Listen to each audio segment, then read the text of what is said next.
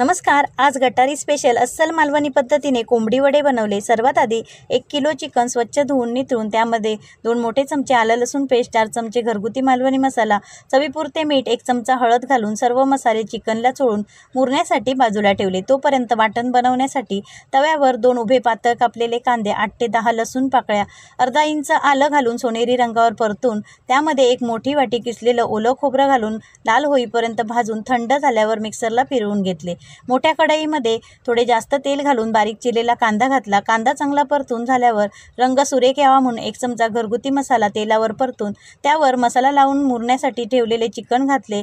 तेलावर व्यवस्थित परतून झाकण ठेवून 1 वाफ काढून घेतली. परत एकदा तळापासून ढवळून मिक्स करून 1 वाफ काढून गरजेनुसार पाणी घालून झाकण ठेवून चिकन शिजवून घेतले. झाकण काढून तयार करून घेतलेले वाटण घालून 1 उकळी काढून गॅस बंद केला. सोबतच वडे आणि सोलकढी सुद्धा बनवली. तुम्ही पण या जेवायला. धन्यवाद.